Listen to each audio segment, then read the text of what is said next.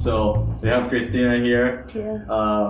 Yeah. Like I want to give like just my personal intro that I met Kristina on one of the dining room party organized by Ira and Sergey, and this is just kind of follow up with all the people. But what's special about Kristina, and that she also came to California not a long time ago and making her way here, and I want to discover how that happened and what bring you here?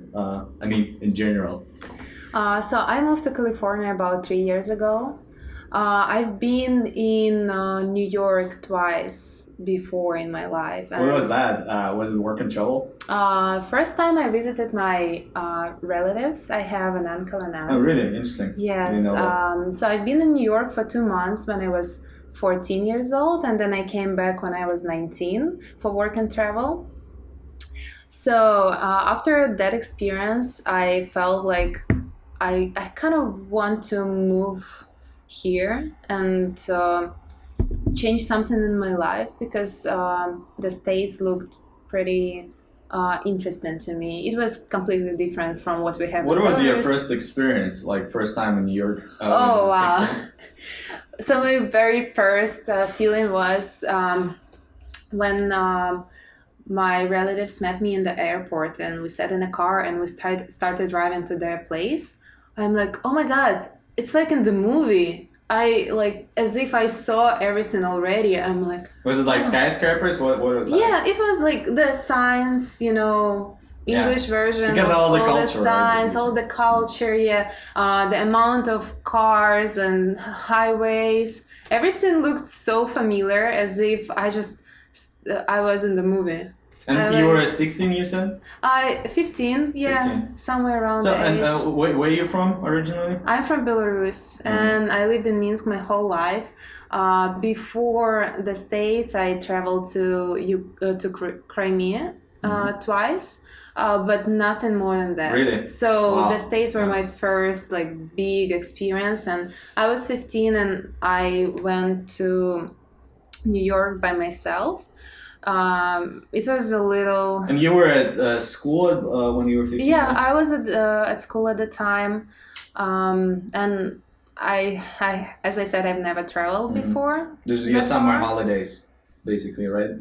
At that time, when you were 15, you went to New York during the summer? Yeah, it was summertime. It was 2 months. Actually, I came for a month, but then I extended my stay for another month because it was so amazing and so because different. I think this is really important. Like when you came to New York, if you come to New York wintertime, it might be not the same experience as the summertime. Exactly. Summertime is always a great time. Yeah, you just have all this fun and you go out and you see new places, new people. It's crazy how you go to entertainment park and you see how there is a ride and there are 10 kids sitting and it changes it moves and kids move and you see Asian kids, then black kids, then European looking kids, and it's such a variety. Yeah, that's what struck you, being from Belarus. Yeah. What city in Belarus? What do you mean? What city do you grow up? What city are you originally from? I'm from Minsk. I'm from the capital. And I assume I'm myself from this small city in Siberia, and you don't have any variety there. Do you see an Asian person or a black person, Afro-American or whatever? It's really hard. Yeah, it's once in a couple months, and then you come here and it's oh my God, so many people live here together from all the places. Mm-hmm. Exactly. Yeah. So what happened? What happened next? You have this trip at 15, and then the next. And then I came back as a student for work and travel. And it did work. You did travel through work and travel program. Yeah, my second time. Second time I did. Yes, I came and I started looking for a job over there. And unfortunately, I couldn't find anything for like 3 weeks or something. But I was fortunate because I So had. I thought you're supposed to have a job offer when you come with the work and travel plan. Yeah, but sometimes I just do It's a like fake. fake job offer. What city were you like? What city you had like your job offer for? Oh, I don't even remember. It was. But you went straight to New York, right? You stayed in New York. Yeah. And you stayed with your relatives there? Yes, I stayed with my relative, and then I stayed with my sister friend at my sister friend's house. And yeah, then I found a job finally, and it was on Brighton Beach. Yeah, there was a lot of Russian people and tourists. No It's like surprise. yeah, it's Was like it a was it mix. difficult for you to get here? Like the first time you went to relative, I assumed it was easy for you to get a visa, right? You went to consulate with the consulate to with your parents, right? You kind of just like get the tourist visas and all that. How difficult it is for a person living in Belarus to get a visa to US? So first time when I got visa, I went to embassy and it was pretty easy. It was nervous, but I was nervous, but they just asked for a few additional things that I needed for Was it an for English visa. interview or just Russian questions? I believe it was in Russian. Mm. Yes. So I got the visa pretty easy, and second time it was way harder. Because at first you need to prepare all the documents for all work and travel. Yeah. Then our embassy was closed. Like in Belarus, there was no American embassy anymore. So I had to go to Moscow Oh yeah. for interview. It's a pain. Yes, and interview was in English actually. And in Moscow, it's just this terrible experience where you have like my experience. Like I went there winter time, and Yeah. you have to stay in the line for 2 hours outside at Oh, 8 in the no. morning in minus 30 degree, and That's it's just terrible. And then they make you like drop all your laptops and all your like flash drives that you have, and people just drop it on the grass because they don't take it because they're like, oh, we told you on the website that we don't allow people to enter. And yeah, It's crazy. it's just a terrible experience. Yeah, I can imagine. Did you go to embassy only once, or you had? No, I went a few times, but like both of the times it was this kind of experience. And, yeah, terrible. And Yeah. I understand that like maybe in Belarus it was even easier for you first time. The like embassy, I guess, smaller, less people, but Moscow huge, it's a huge city. Yeah. So second time it was way harder to get visa because of the location of embassy, and I've heard that at that year it was so many refuses in visa. It was really hard for students to get a visa. There's always this thing, like you read all these Yeah. forums and they're like, oh, like, and they have a strategy how to get a visa, and just it's terrible. Better to not read it. Yeah, I know. So yeah, second time was harder, but But you got your interview, you got your English interview, answer all the questions. Said that you said that you have relatives there, right? Yeah, the only thing I was worried is because I have relatives and they might consider that I would stay there. So but that's your the- relatives have like legal statuses and Yes, so they do. on. They do. So I was lucky enough to get a visa. And my second trip was even more exciting than my first one because I was not as young, you know. I had the opportunity to go to more different places and hang out with different people and work. It was my first job actually in America, and I said that I had experience as a waitress, but I didn't. I only finished some classes. Just lie, yeah. Yeah, I finished some classes on how to present everything, how to work properly, and yeah. Fake it until you make it, right? That's what Americans Exactly, yeah. And actually, how I got a job was very interesting. I came to the place that my older sister used to work like long time ago, and she asked the owner if he has any place for me, and he said, "Oh, unfortunately, I don't." Was it have-" in New York? Yes, it was. Manhattan? Yes, it was on Brighton Beach. Brighton Beach, yeah. So All like Russian community. Yeah, so he connections. said, "Oh, unfortunately, I don't have." And then in couple weeks, I was looking for another job opportunities, and I went to different interviews. And then in a couple of weeks, I came there again, and I'm like, oh, maybe you have any opportunities, openings now? And he said, no, we don't. Maybe, but maybe you can come back later. So I came back the same day in the evening. He said, okay, come to work tomorrow. I'm like, yeah, perfect. It's nice. And so you stayed, like, but you were in the like tourist visa, or what was that? I was on a student work and travel visa. Yeah, So and you worked for the summer there, right? Yes, and I came back to Belarus. Mm-hmm. And I didn't plan on going to States again. I mean, I didn't think about it, when I'm gonna go, if I'm gonna go, but I knew. And you were studying at the university at that time? Yes, I was finishing my degree, and I think it was 2 years left, 2 or 3 years left for me to finish. Yes, and so I stayed in Belarus, but I was like, talking about states, how I like here, and then I moved the third time when I came to the States. I came to California, and I moved like 3 years ago. Mm-hmm. So I'm really curious, like, what did your parents do, and how did they support you at all this journey when you were working travel first? Like, what are their relationships, and what are they up to, really? So I would say when I stayed in New York second time as a student, I called my mother one day. It was closer to the time when I needed to fly back, and I said, Mom, I was thinking, and I decided probably I'm gonna stay here. And she's like, oh, okay, good luck. I'm like, okay. That's it. That was the conversation. So wait, was it like a supportive yes, or it was just like... It was like support. It was supportive good luck, you know? It's kind of strange. Yeah.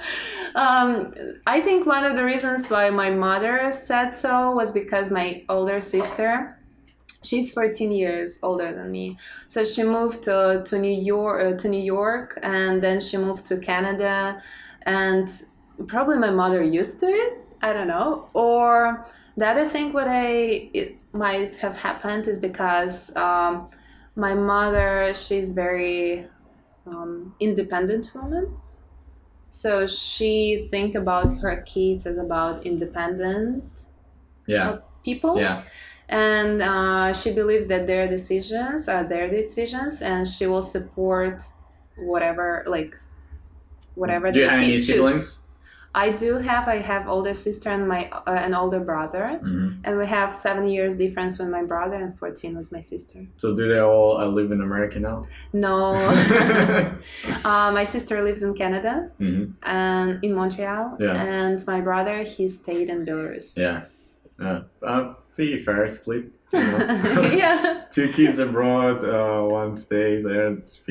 I feel like your parents should be pretty happy. Yeah, they have an opportunity to travel. Yeah. To Canada, to California, to New York.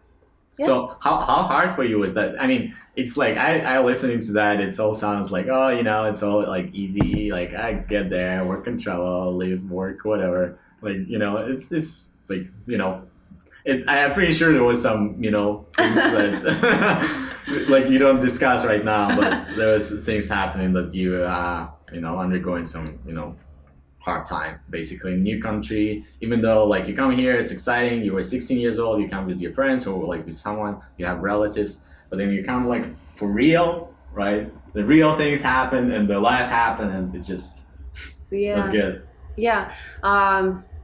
When I came here as a student, it was really hard to find a job. And if it wasn't my relatives, I would say I would have to like work really hard to get a job, because it's not easy to afford to leave like even a week or 2 without knowing that you have a job. So I was pretty lucky at that point. And third time when I came with my husband, and it was work visa, so I had an opportunity to work, and I didn't come alone, and his company did all the job for they helped. They helped with visas. They helped with transferring. For you, it's much easier emotionally and like financially and everything. Exactly. Yeah. If you move to the country not only by yourself but with somebody, or you have somebody here, it's way easier. It solves a lot of problem because your problems are shared. You can, like, two people can work on those problems, or even more if you have relatives. Right. And how did that happen? Like, what did your like husband doing at that time? And that was 2 years ago, as I understand, right? Yeah, about 3 years ago. 3 years already. ago. So I would say we came prepared because we read about it. We were preparing. And you were specifically preparing to reading about California because you know where you're going? Yeah. Because right now you're in San Francisco, California, and you've been talking about New York and all that. But that's so what's good about California is that a lot of engineers live here, Russian engineers, and some of them have YouTube channels. So it's a good way to understand what's going on here, to see pictures. What kind of YouTube channels can you like elaborate on that? Because I'm not familiar with this. I don't remember exactly, but I think it's easy to find if you search Silicon Valley Russian something. And some people, there are like bloggers out there. Yeah, there are a lot actually. I would say at least 5 Californian bloggers out there. Like I know Shushanik. She's one of bloggers who lived in different states, and she ended up in Silicon Valley. And she's talking a lot about politics, economics, situation, all different, something from how to get a driver license at DMV to something about like who's the next president. This is cool. Like this is range. The kind of topic that I also want to explore, like in these talks and this conversation with you and some other guys. And this sounds interesting to me. I think to other people. Yes. It's pretty cool. So, what is your current life? What do you do? Just tell about that. Right now, I work for a company, for Bon Appetit company. They provide food services at different. Sound like a Russian company as well. Bon Appetit? No. It's a French word, but it's a really popular phrase in Russia, right? Probably. People know this. Yeah, they do. Yeah. So they provide food services in museums, schools, tech companies, like different kind of companies. And they started in Palo Alto actually a long time ago, about 30 years. This year they celebrate 30 years. And it's all about preparing food from local products, being sustainable as much as possible, creating a great food for companies and for schools.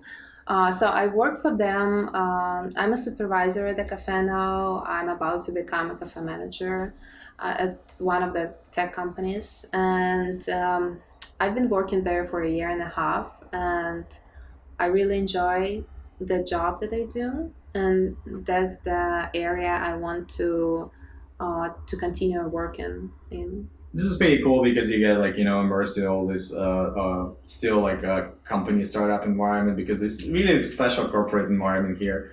It's not like that boring like you have like a corporation back in our countries. It's just here it's more dynamic, and they also people care about the food and what kind of this sustainability thing that you mentioned. What's exciting is that you work with the people who are very at first experienced. Then since you work in this environment in Silicon Valley, it's always about the future, where we're moving, what's next. Even with the food. Right? Even with food, there's so many things that you wouldn't be able to do in Belarus.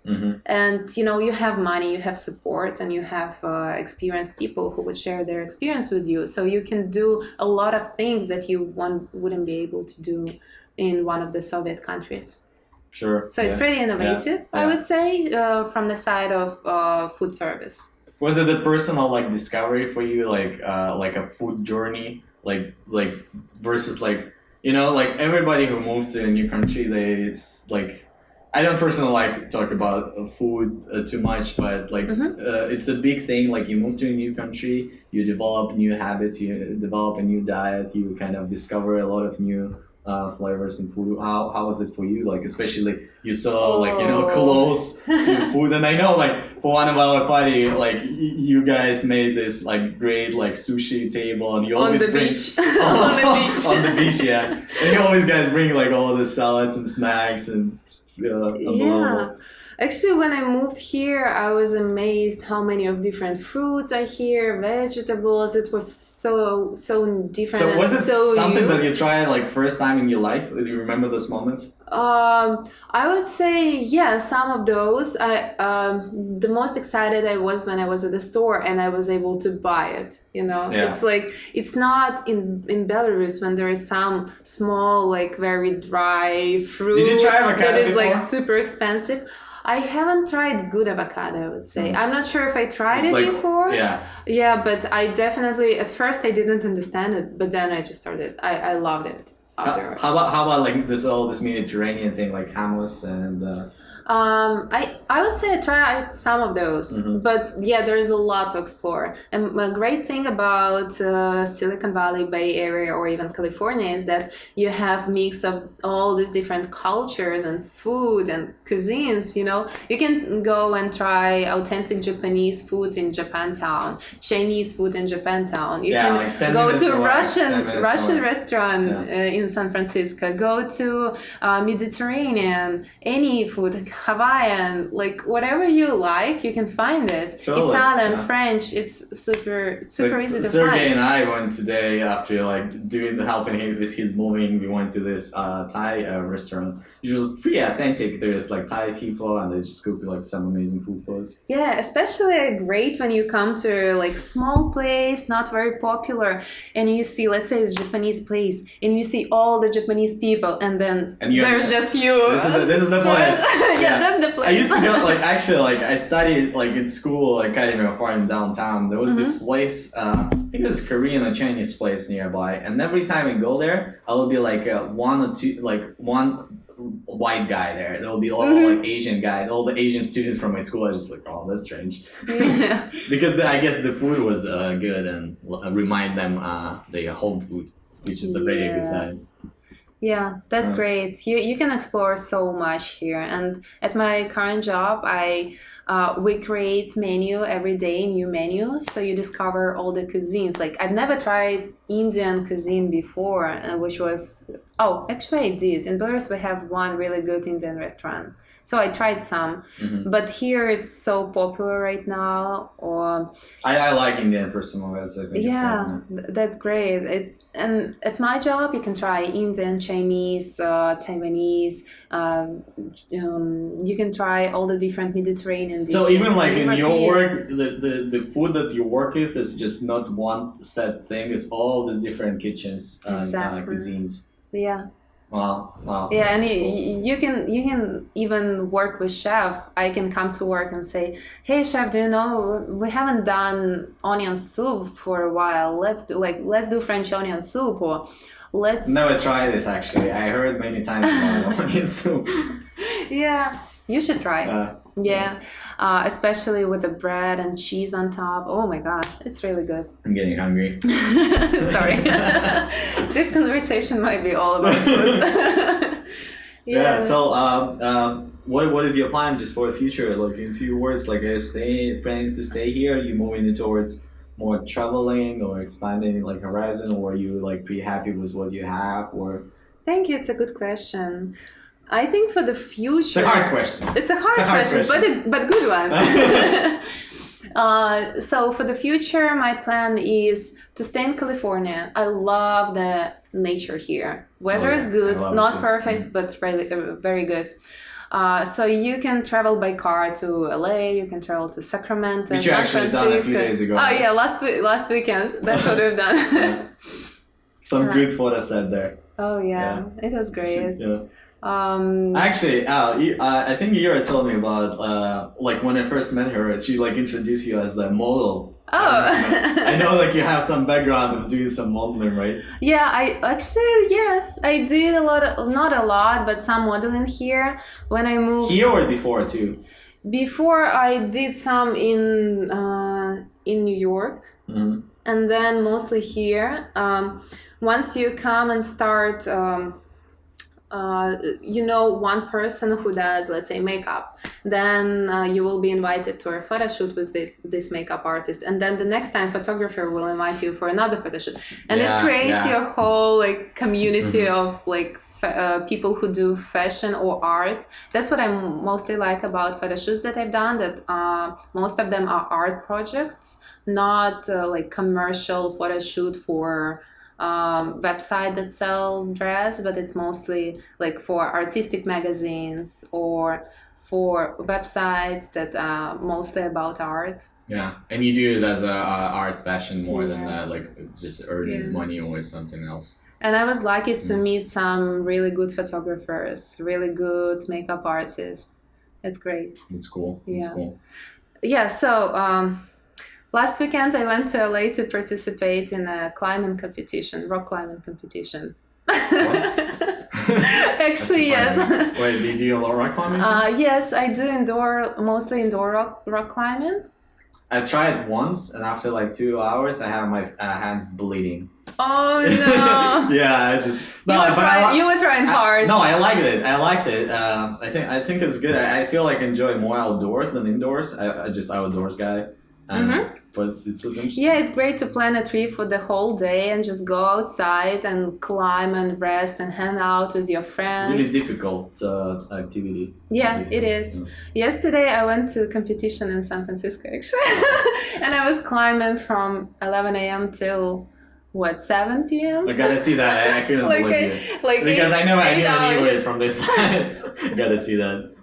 Yeah, but it's friendly competitions, and it's what's great about these things here is that you can just come and try, and you don't need to compete like with very like guys who are very into the sport. You can just compete with yourself and get better year after year.